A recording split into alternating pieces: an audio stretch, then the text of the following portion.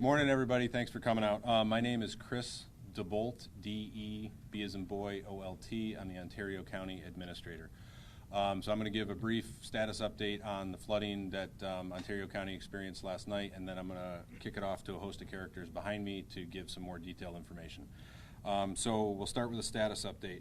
Right now, I'd like to thank, I know this is going to be echoed later, but I'd just like to take a minute to thank all of our partners. State, local, county, and surrounding counties have been tremendous. We didn't even have to ask in some cases. We had neighboring municipalities and neighboring counties reaching out to us last night saying, I know you were impacted, how can we help? As of now, I know we have multiple teams from Monroe County on site. We've had some emergency management staff from Yates County, and we've had our partners from DHSES and New York Fire here since the beginning last night. So thank you to everybody who has come to the table to help the community. Start with road closures. As of now, there are no road closures in the town of Canandaigua or in Ontario County in terms of on the county transportation system. Currently, West Gibson Street in the city of Canandaigua is closed.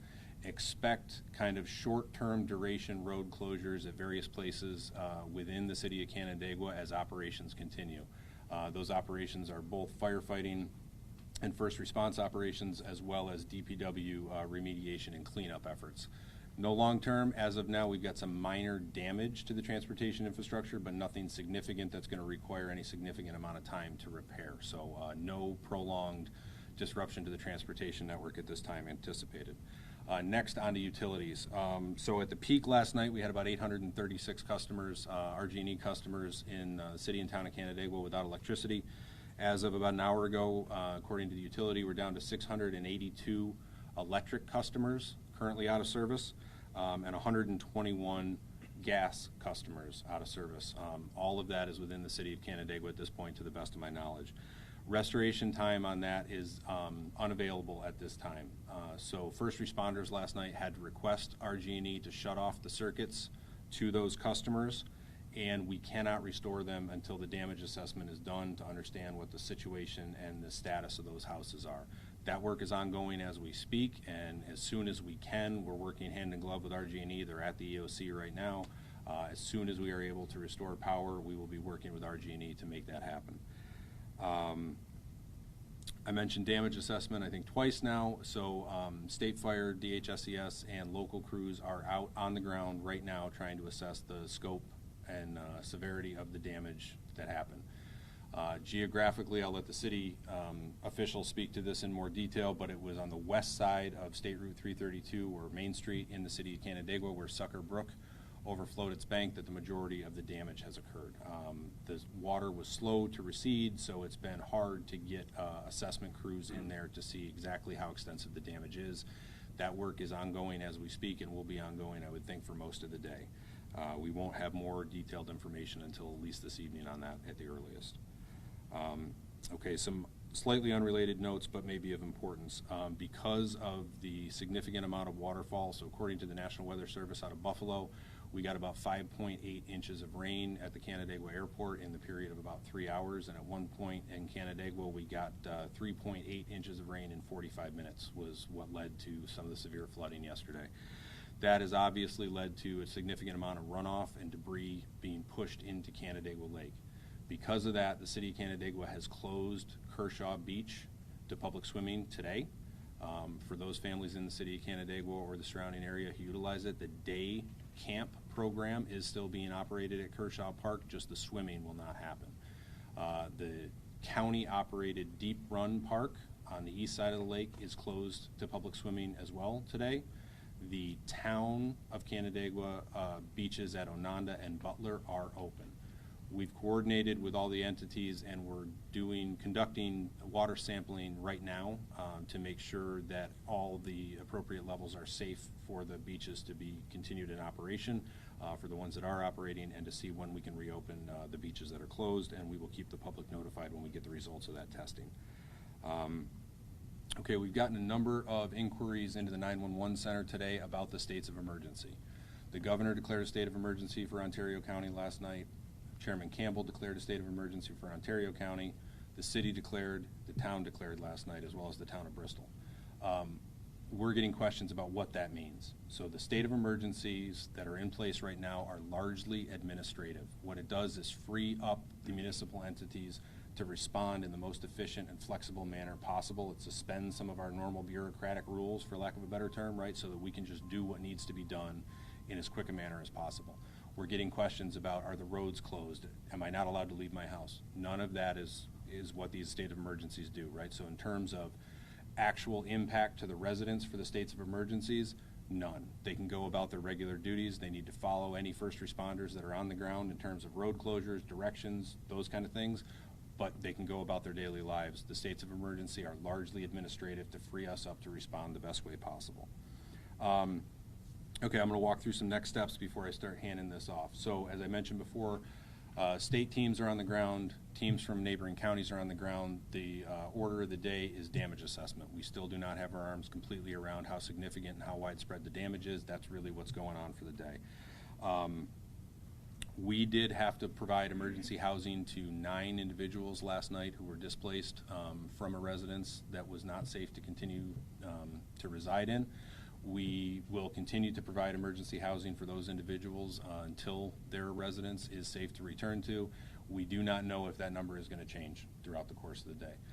Any residents who are in need of emergency housing, I'm going to give them a non-emergency number here that I'd like them to call. It's our dispatch center on the non-emergency line. Any residents in need of assistance or emergency housing, please call this number.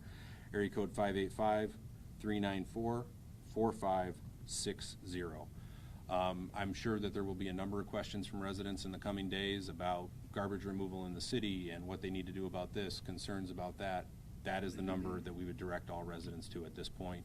Dispatch staff has been phenomenal. They fielded more calls than I thought was humanly possible last night, and they did it in a calm, professional manner, as they always do, and they will react to our residents with that same level of compassion and professionalism that they always do. So please direct folks to that line for any questions that they may have.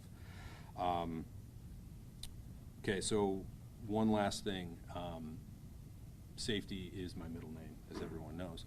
So anybody in the public who is using generators, for those individuals in the city of Canandaigua without power and pumps to pump out their flooded basements, please remember that those devices are only safe to be used outside. We do have some concerns about carbon monoxide poisoning of people trying to operate generators or pumps either inside or too close to their residence. So these are kind of the same precautions that we give during winter emergencies. They still hold true for summer emergencies, and everybody should be reminding to operate those only outside in a well-ventilated area.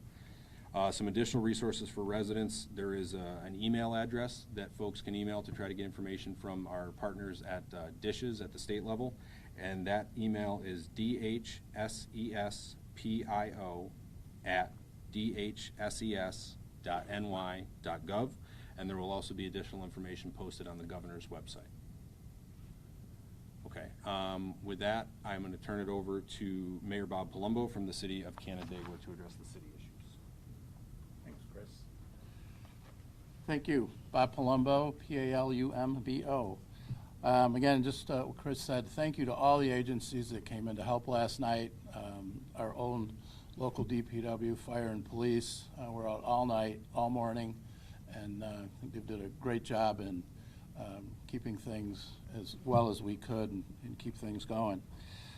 Gas and electric services will be, each house that is off has to be inspected, and their team's out going to be doing that this afternoon, and hopefully we can get to all those, and they will determine if the power and gas can be turned back on. So we definitely want to get that done as soon as possible, and if they come around, please be cooperative and let them do their job. Just expedite things to get done if we all cooperate. Did mention that Kershaw's closed, but the park is open. One thing, people that had damage in their basement, had flooding, the city will pick up anything that you bring out, put to the curb, and the city will be around to pick that up, you know, in the next few days as things come out. And if you could separate your things that you bring out as metal goods, you know, trash, other things, so it just makes it easier to pick up and we know where to take it once we get it.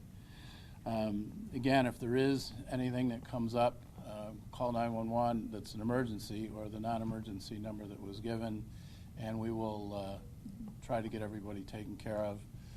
With the amount of water that came down, I think it even exceeded our 100-year rainfall as far as what we could handle.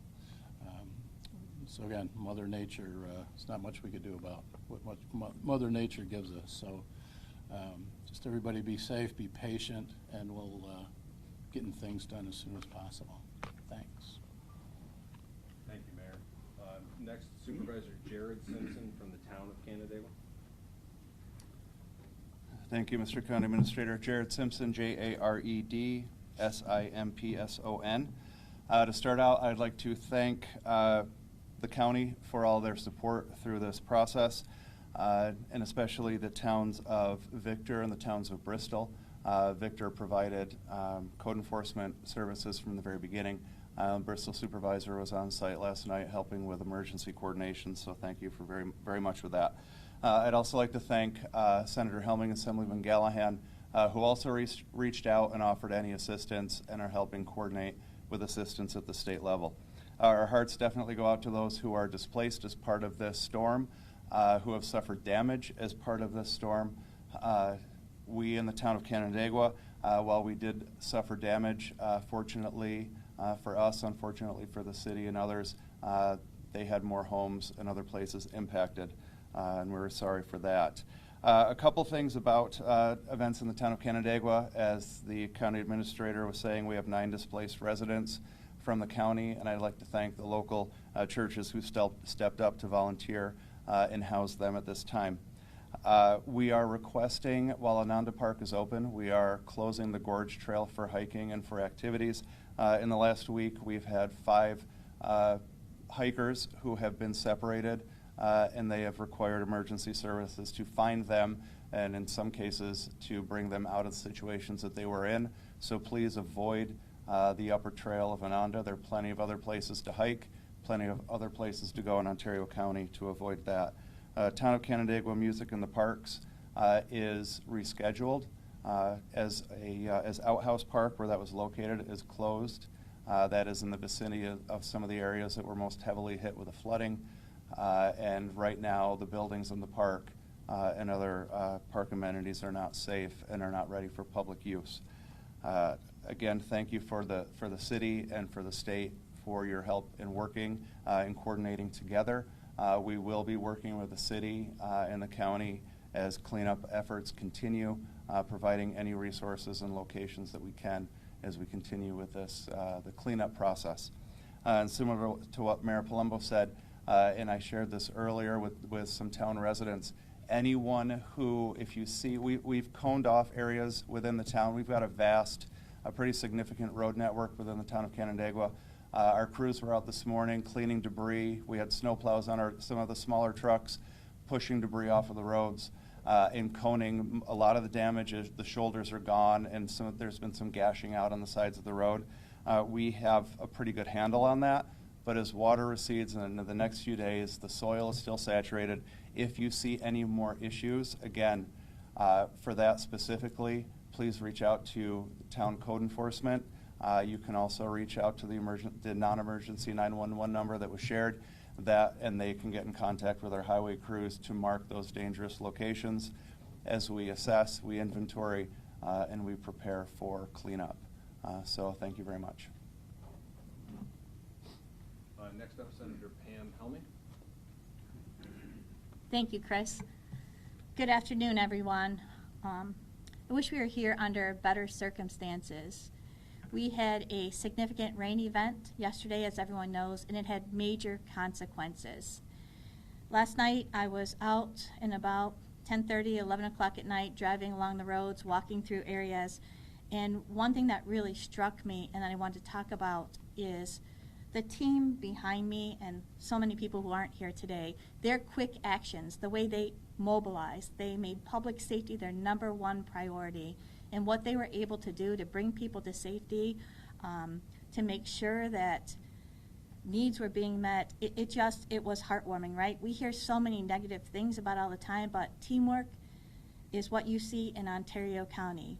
And I want to thank everyone, the the Office of the Sheriff, our DPWs who are out there, our volunteer firefighters, our EMS workers, our local police chiefs all came together under the leadership of Chairman Todd Campbell and our County Administrator Chris DeBolt to really, really put forth a great concerted effort that really helped us avoid so many possible negative situations. I also want to thank our town supervisors who were so quick to react and take care of their constituents, holding emergency meetings and being great communicators, Mayor Bob Palumbo and his staff. And I also want to take a moment to just really thank Governor Kathy Hochul and her team at Dishes, the state troopers, and everyone else who came together so quickly and worked, integrated so efficiently and so well with our local officials, again, to really, really mitigate any potential life-threatening situations. So I thank everyone for that. In the coming days, we'll have more information. As you heard, County Administrator said it will be communicated through a number of websites, the governor's website. The county will put information out. I wanted to offer to people, too, that they can reach out to my Senate office. Happy to provide services wherever we can.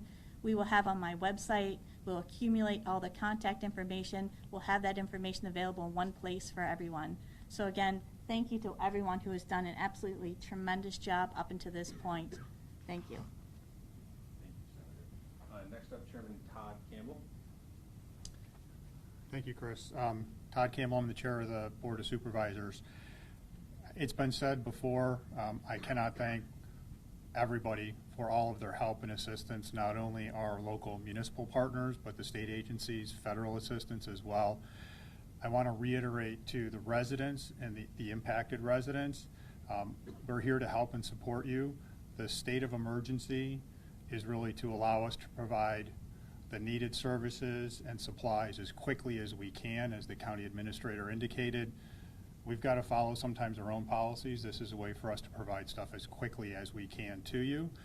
To those families, I would ask that you look first to your friends and family if you need help as far as shelter or anything like that. As homes get inspected, some of those impacts may be days and they could possibly be longer. I think that you would be more comfortable being somewhere or with someone that you already know. We will be providing emergency housing on an as-needed basis, but often in those situations, it's better to be with friends and family if you're going to be there for more than an overnight. So I would ask that you look there first. And I would just really reiterate the team behind me. I cannot thank all of you enough for the quick, concerted efforts. To the county administrator, thank you very much for being here last night. Again, please reach out if you have questions. We're here to help and we're here to support you. Thank you. Thank you, Chairman. And last but not least, Sheriff David Cirencio. Hi, everyone. Sheriff David Cirencio, C-I-R-E-N-C-I-O-N-E. Yeah, just a couple things for me. I wanted to provide some numbers in terms of calls for service our 911 center took related to the storm. From 3:30 yesterday afternoon till midnight, there were 161 calls for fire assistance, 41 EMS calls, 151 county law enforcement requests, so those would have been handled by either sheriff's deputies or state troopers, and 63 requests for services for police services within the city of Canandaigua. As bad as this storm was, we are thankful that there were no actual physical or traumatic injuries related. Well, there was one related to the storm. There was actually in the town of Canandaigua, there was an electric worker that was actually electrocuted early on in this. He was conscious when he was transported by Canandaigua ambulance up to Strong Hospital. We do not have an update on his condition as of today, but again, he was conscious when he left the scene. That's the only actual reported injury we have. In terms of our waterways, Canandaigua Lake, I can confirm, has once again been affected with storm debris. We have 2 boats out on the lake right now assessing the extent of that. So for now, I would just ask anybody, especially tomorrow, is going to be sunny and hot, and I expect boat traffic to pick up. Please use caution. The water is turned over, it's dark, it's hard to see this debris. I will consider, once I get a better report this afternoon from our boat crews of the extent of the debris that's out there, if we have to lower the speed limit again like we did about a week and a half ago. Right now, I'm not ready to report on that, but we'll have some sort of update on the status of Canandaigua Lake before the end of the day. Honeyway Lake did get a little bit of a rise in their water level, but there's no debris, so it's pretty much unaffected. So no issues down there, and that's all I have. Thank you, Sheriff. Anybody else from the team have anything? Okay, so with that, I guess we'll open to questions. Can someone speak to the happiness house, the kind of people that live there, and I know some of those people might have to be helped with the conditions that happened yesterday, someone touch on that? So in terms of what I can share, the 9 individuals that we did provide housing for last night were from Happiness House. So we are continuing to work with the operators of Happiness House to assess the condition of the building and figure out how quickly we can return those folks to the residents and what services they're in need of in the interim. And that will be ongoing for today and however long it needs to be. Where are they moving, or where were they moving? So right now they are staying at the Zion Fellowship in the town of Canandaigua. That was one of the churches that stepped up last night, and when we started calling around and saying that we had some individuals that needed a place to stay, Zion was quick to say, come on over. I need to thank our partners at the Red Cross. We called them. They were able to provide us with some of the supplies that they needed. And again, it's been mentioned before, but it bears repeating, the folks behind us from DHSES. We were able to get some food and some water as well, and DHSES has been with us literally since last night and making sure that we have access to what we need. I know it's early, but for those who had their homes and other private property damage, is there anywhere they can go yet to report it, and how would they find out if they qualify for any state aid or things like that? Yeah, it is far too early for that. We are still just in the assessment phase, and no real idea of what may or may not be available. I think the advice that we can give to residents is to document and keep track of any damage or losses that they have, whether it be for their insurance agents or anybody else. Since the state of emergency was declared and multiple counties were also hit, do we know yet if the state has applied for FEMA aid, or is FEMA getting involved yet in some way? I do not know that at this point. Chris, quick question. I know it only happened less than 24 hours, but there's some people in the community that say that the infrastructure needs to be improved to help prevent this flooding. Have you heard any of those complaints? And if so, what's being done? I have not heard that complaint as of yet, and I think those questions will come in the time and place, but right now, again, this is damage assessment and how can we help our residents, and we will have those discussions about what can or should be done in the future at a later date. Was the town prepared for this type of rain yesterday? I don't know that it's, I don't know that you're ever prepared for 3.8 inches in 45 minutes, but I will say that the speed and the professionalism with which the town, the county, our state, and all of our volunteer agencies responded was nothing short of extraordinary. What shelters are still open, and for how long will they be open? The only shelter we're currently operating is the one at the Zion Fellowship, and it'll be open as long as it's needed. And going off of this question, what would you say to residents who are concerned about how the city bounces back from events like this, whether it be back-to-back? I know a couple weeks ago, you guys also saw some flooding as well. We have. We continue to have, what did you say, Mayor? 100-year storm events on a weekly or bi-weekly basis now. But again, I give kudos to both our community and how they band together and support one another, but also to our crews and our municipal partners who, middle of the night, are there cleaning streets, pumping out basements. Chief Magnera behind us, I don't think he slept, but his crews have been running ragged and trying to get people back to normalcy as quickly as they possibly can. So Canandaigua and Ontario County will do what it always does. We'll band together and we'll bounce back. And if all your residents in the town were standing in front of you right now, what would you say to them in terms of next steps, or where to look, or where to turn for the next thing they should be doing right now? Next thing they should be doing right now is checking on each other and their neighbors, right? Make sure your neighbors have what they need. Make sure you've got stock in what you need. And if you have any needs, call that non-emergency number that I gave you, or reach out to your neighbors, to your church, to your community group, because again, the sense of community that you come away from an event like this with is truly remarkable, and we need to lean into that. And we are here to take care of each other. That's what we do, and we'll continue to do. One last question, sorry. Would you say that the drainage system here is what it can be top-notch, 100%? That's not my area of expertise, so I don't want to be throwing out that soundbite for you. But I think we do anything. I think we do as much as we possibly can to ensure that it's as good as it can be. Chris, I can speak to that too if you want me to. One thing that I would like to add, again, Jared Simpson, the supervisor, Town of Canandaigua.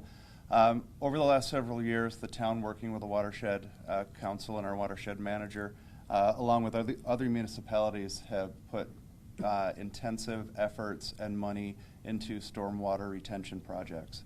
Projects that help to alleviate situations like this. So while there was a tremendous amount of water, the amount of water that was diverted, that was housed, that was held, you're talking, some of these projects are hundreds of acres of water retention. So it could have been a lot worse had previous leaders, like Senator Helming and others, when they were in similar situations, started down that process. So we were able to avert a lot of the problem in the issue that we could have had those stormwater projects not been put in place. Because again, this was really a 1,000-year storm from what our water manager has commented. 3.5 inches in 45 minutes is, again, he made the comment the other day, it's 1,000 years. You know, it's extreme. So I would say that those projects saved a lot of money, saved a lot of property, and could have saved, potentially lives down the road. Would you think that it's time to kind of revisit those to continue to make sure that they are? We're always looking to see where we can continue to expand, to improve, and secure state funding and grant funding to continue and build these. We have multiple projects in the works, multiple in queue after that, but the plan is to continue to look anywhere we can control the water, slow it down, divert it to other areas, so by the time it leaves these projects, it's at a manageable level, so our infrastructure can hold it as everything returns back to the lake. And if I could just comment, when you're talking about the infrastructure within the ground, sewer infrastructure, water infrastructure, that's why I work so hard in advocating for more funding through the state government and assistance from the federal government, because all across the state, not just here in Ontario County, we have aging infrastructure that needs to be upgraded and replaced. But I have to give kudos to the city of Canandaigua and the town of Canandaigua and all of Ontario County, because they have been very proactive and very aggressive in going and successful in going after those state dollars so that they can make improvements. And then you add to that what Supervisor Simpson just talked about, all of these stormwater retention areas and everything that they work on in conjunction with outside not-for-profit groups. Canandaigua Lake Watershed Association, Canandaigua Lake Watershed Council, Kevin Mulvaney, the manager, they have done a tremendous job. And again, it speaks volumes as to why this storm event could have been much worse than it was, but because of their proactive planning, it was mitigated. And we will continue to push forward to make improvements. Chris, I'm sorry to make you repeat yourself. Can you just say again what roads are currently closed, if any? The only road that's currently closed is West Gibson Street in the city of Canandaigua. West Gibson with a B or P? No, man, this is spelling bee. Gibson. Okay, correct. So, Chris, one of the things that, like our meteorologist was talking about was just how fast these waters come up. And I'm wondering if there's anything you can add to that, and if this really kind of caught people off guard. I mean, we knew that there was a potential coming, but how does that affect, everybody's operation here and the residents with these waters just rising so fast? Yeah, I think it's a combination of things, and again, my expertise is not in the field, right, so I can't speak to this as much as some of the other folks, but I think it was a combination of how quickly it happened and how localized it was, right? So, some of the folks that we were calling in last night in the middle of the night were saying, but it was sunny in my house all day, it didn't rain at all. Well, what are you talking about? Whereas just 5 miles to the east or 10 miles to the south, it had rained buckets for 3 hours straight. And so I think it was the highly localized nature and then just the speed and the ferocity with which the water fell. It did catch people off guard maybe, but again, I can't say enough for the people behind me in terms of mobilizing so quickly. I mean, the dispatch center was fielding calls immediately. They had the right first responders on the phone, and then it was, you know, the leadership behind me that started to get the Emergency Operations Center together and pull everybody in. And again, Senator Helmy mentioned it earlier, but it bears repeating. I got a call from the DHSES commissioner on my way to the EOC. It was already on the governor's list. I didn't even have to reach out. They were monitoring it. They were proactive in reaching out and basically just said, we've already got staff on the way. We're here to help you. Just let us know what we need. And that was what we got from the state. It was what we got from our surrounding counties and every single municipality within the county. So, yeah, the waters came up fast, but so did the community, and that was heartening. Speaking of the governor, she just mentioned in her news conference a few minutes ago that she's going to be stopping by this area. Have you heard anything about that? That is the first I've heard of that. So. Okay, she just said that. I was listening to her live news conference where she is down in that Hudson Valley area. She's in Orange County, I believe. So. Orange County, Yeah. She's talking about Ontario County and mentioned that she'll be stopping by later. So. Okay, I likely have a message over there on my phone then when we get done with this. Okay. Well, I guess I'm breaking You know, I just want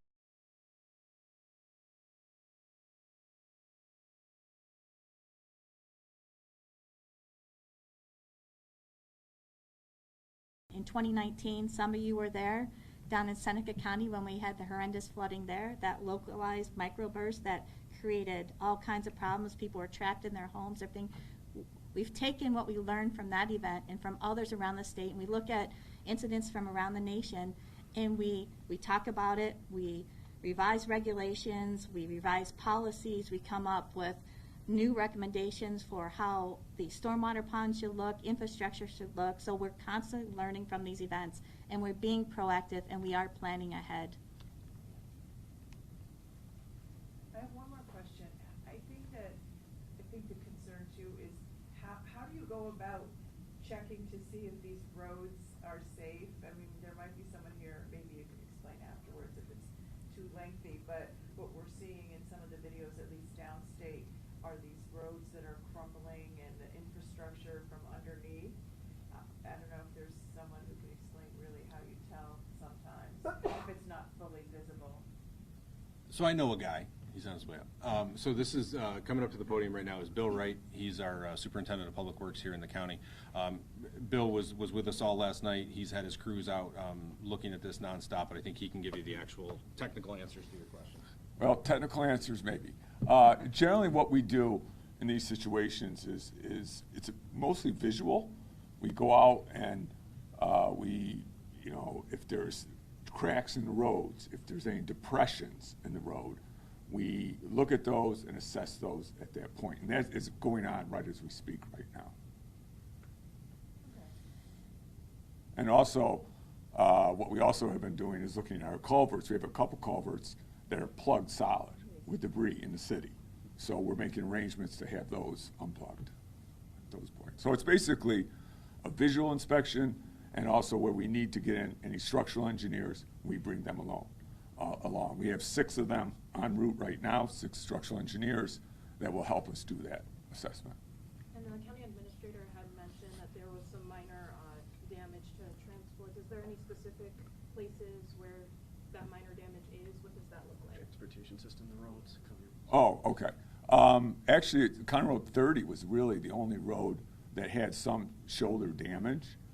Most of the other roads, the water just came down the hills, crashed over the road, and went out. So there was just many spots like that. County Road 11, 18, 30, 16, all of them had multiple spots where the water just careened over the road. Okay? I have a question. Any concerns about the quality of water from people who take the drinking water contaminated? No concerns at this point, Dave. We were in contact with the city all through last night. No damage was reported or observed at the treatment facility.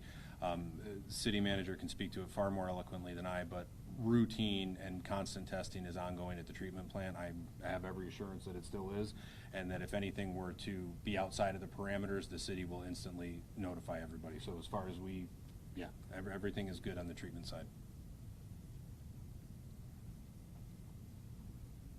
Okay, anything else? Very much. Thank you, guys. Appreciate it. Thank you.